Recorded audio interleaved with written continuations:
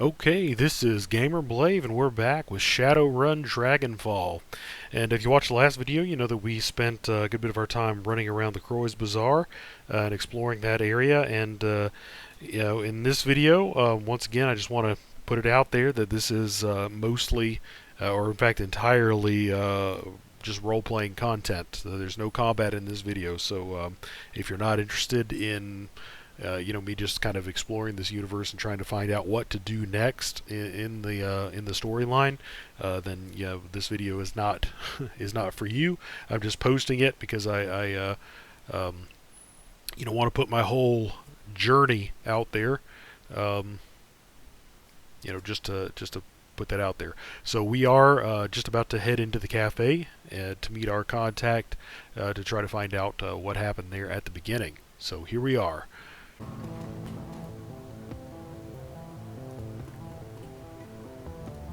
Alright, dog.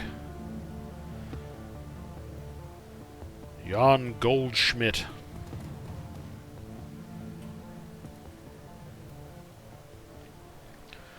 The man behind the counter looks right past you and at the dog following close behind.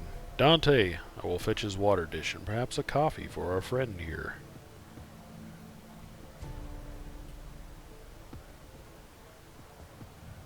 Soy calf, black.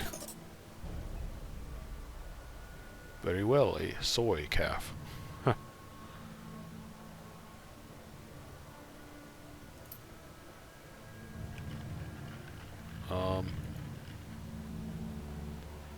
Man has a broad smile and open demeanor in a classic Turkish street vendor. Welcome, honored Efendim. Welcome. And how can Burak Gazi serve you today?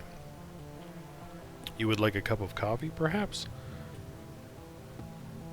Oh man, he just cut right to the chase.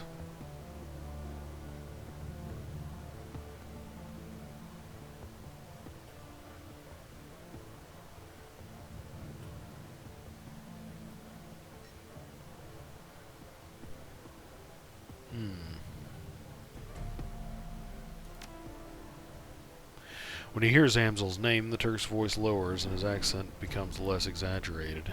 His eyes take on a knowing look. Ah, very good. Please express to Herr Amsel my appreciation of his patronage. If he needs any more catering jobs seen to in the future, I'm always happy to provide. He tells me you're developing the menu for a friend of his now, Herr Winters, I believe. I want to hear more about it. Catering, I don't follow. Paul is always pleased to send business your way, Herr Bergazzi.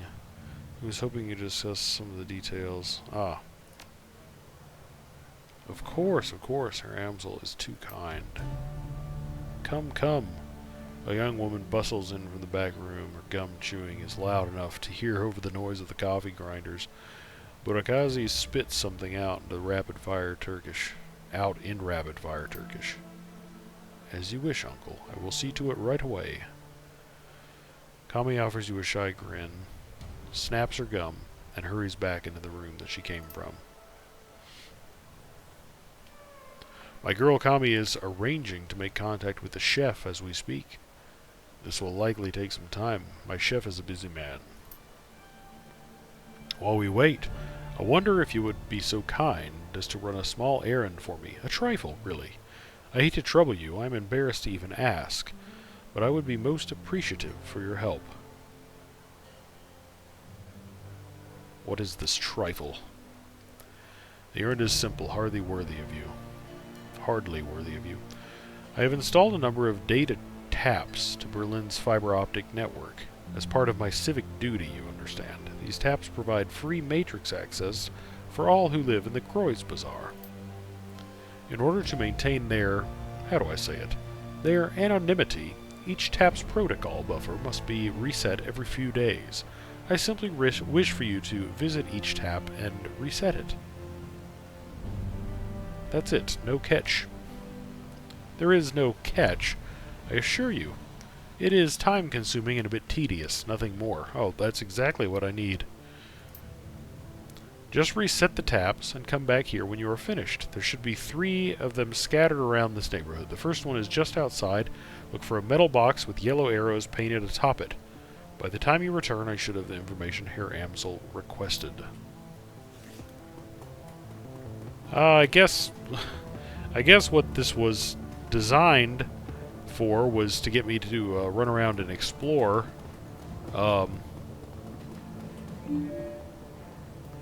this area, which I had already done. So now I've just got to go do that again.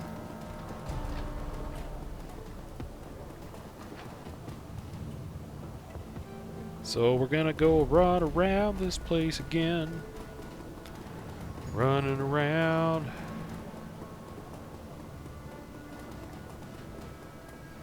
Okay, where's another one? Oh, I think that's one right there.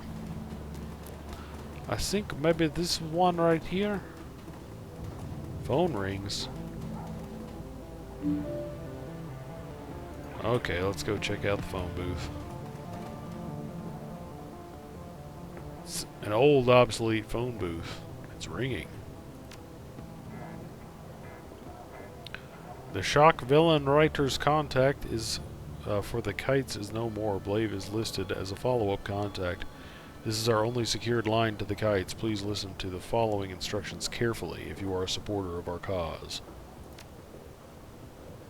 We have phone booths in strategic locations throughout the city. Within each one, you may find a request posted for specific information. If you can obtain a copy of this information, return here and submit it via the port below the receiver. We will verify the authenticity of the information remotely and post an undoctored copy of it onto the Matrix ourselves. It is our stated goal for this information to remain free to all. However, you will be compensated for sought-after information returned to this location.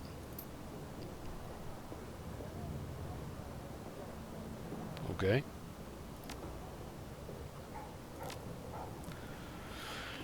Interesting. Most interesting. Okay, so let's find the last freaking one of these little doohickeys.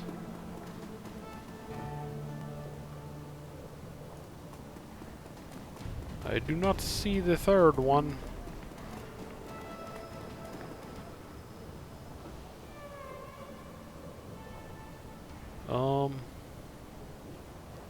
Okay, there was one there.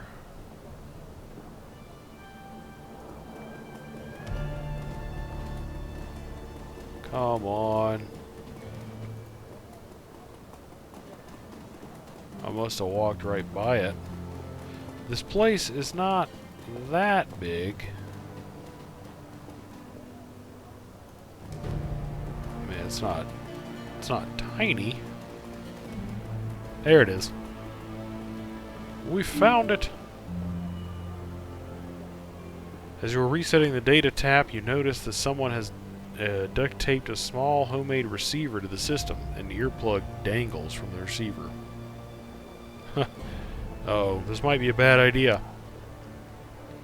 The sound of heavy machinery makes it difficult to hear the words that are being spoken. After a moment, you find you can make out two distinct voices, a nasal woman who sounds like a heavy smoker and a man who speaks in a high-pitched, breathy tone. XXX, just heard XXX, Monica, XX, blah blah blah, need to verify. Good for us.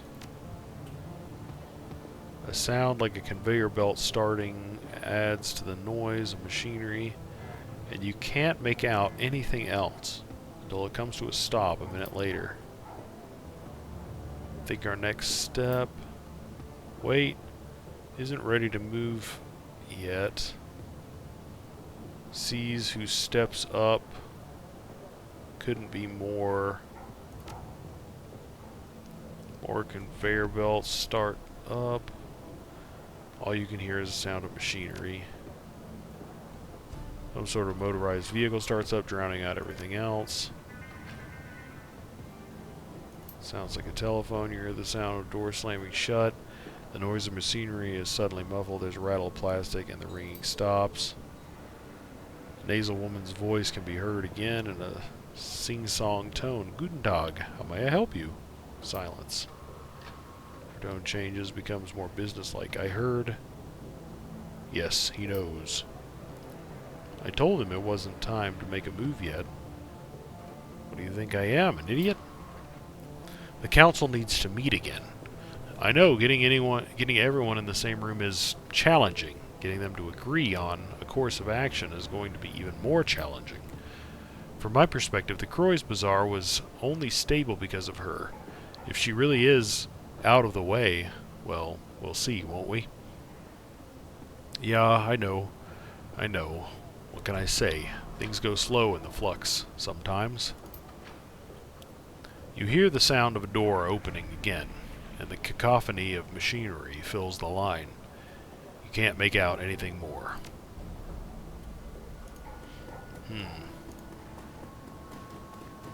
Something fishy's going on here. Something fishy. Alright.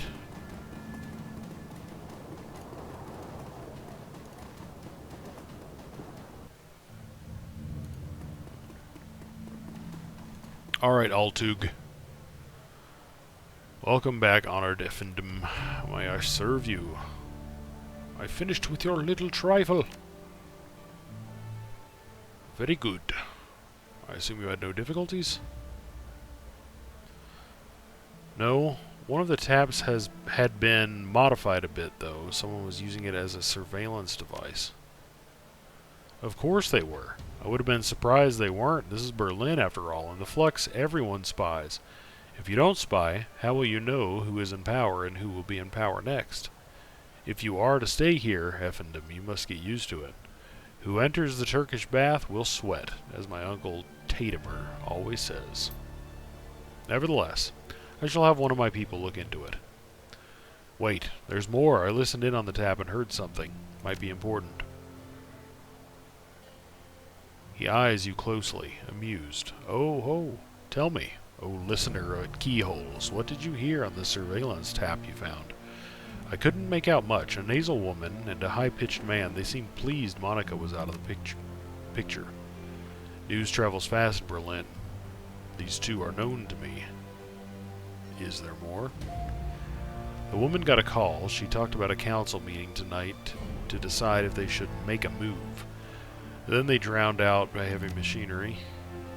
Most excellent. It is indeed fortuitous that you discovered this information, though it is not unexpected. I will have one of my people attend this council meeting and report back. I'm very interested in this, so let me know what happens. With that out of the way, let us return to our pressing business. He barks a stream of rapid-fire Turkish, and the gum-chewing young woman comes hurrying out to the counter. The menu for Herr Amsel, Uncle. Cammy hands you a folded piece of paper. Inside is a memory stick. Please extend my consolations to him. The death of Fräulein Schaefer must have hit him hard. Brakazi gives Kami a small nod, and she hurries out of the room. When she is gone, he returns his attention to you. Please express my condolences as well. I only just heard the news. Monica was an important part of this community. He frowns. Few know how important. The memory stick Kami just handed you should contain all the information Herr Amsel requires from our chef in the field. Should you require my services in the future, you know where to find me. Until then, good day. Okay, so now I gotta go find out what's on this memory stick. I'm assuming I gotta do that at the safe house.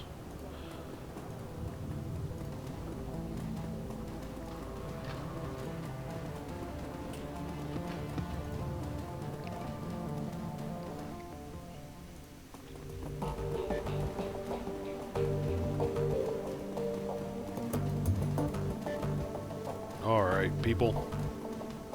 We got the goods.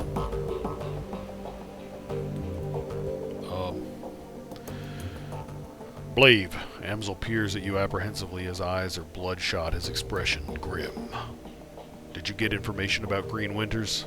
Yes, I spoke to Altug. He gave me this memory stick. Let us see what his agent has to say.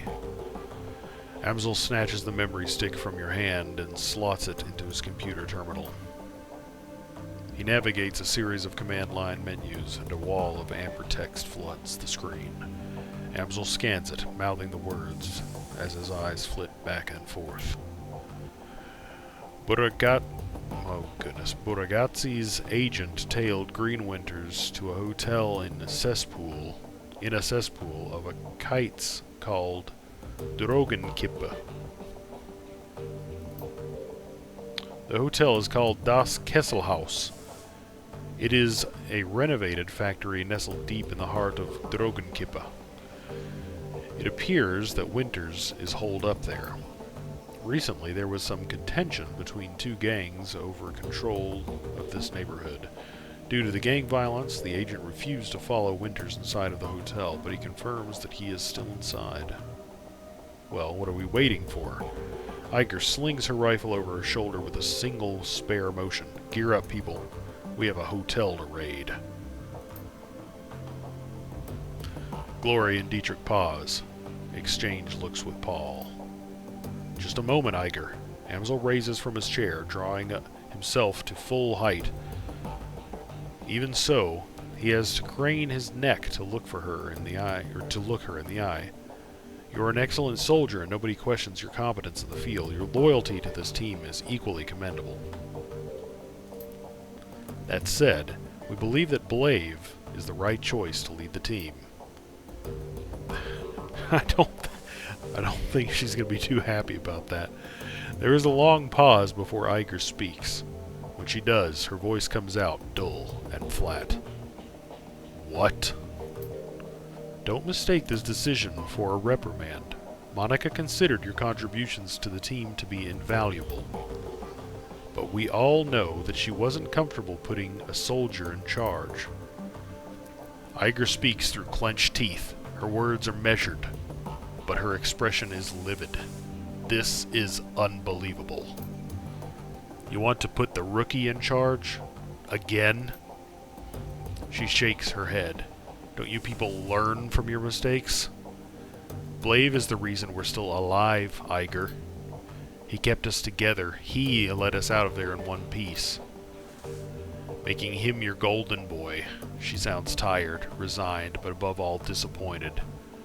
This is more of your flux state idiocy at work, isn't it? Dietrich reaches out, puts his hand on her shoulder. It's what Monica believed in. Iger's voice tightens. For a moment, her control slips, and her face contorts in grief. Yeah, and look what it got her. She straightens to her full height. Let me give you a piece of advice. In the field, only two things matter: the mission and survival. Everything else is distraction. Your ridiculous politics have no place on a Shadowrun. Dietrich manages a smile. What can I say? We're German. We have a history of strong political views. Iger sighs. The tone of resignation returns to her voice.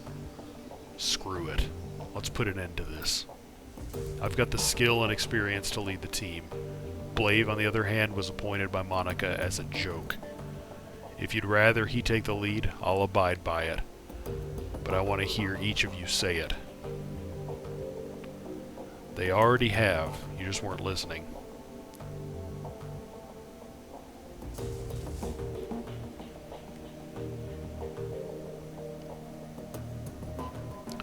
I've no quarrel with you, Iger. I'll do as the group wishes. You stay out of this. She stabs an armored finger into your chest. Hard. Oh, man. The moment she raises her hand to you, Dante's ears lay back, and he lets out a loud growl. Reflexively, she takes a half step back. I think we've heard what Dante has to say. As for my part, Blaive saved our lives back there. You may not believe it, but he did. The way I see it, that means I follow his lead a while longer. Glory's voice is uncharacteristically gentle. I trust in Monica's judgment, therefore I trust in Blaive's judgment. The decision is finished, Iger. Amsel speaks softly, but his tone is firm. Blaive will take Monica's place as leader of this team. Monica's death deserves vengeance. I intend to see it done. I'll do whatever it takes to keep this team and Monica's legacy alive. That includes taking your advice, Iger.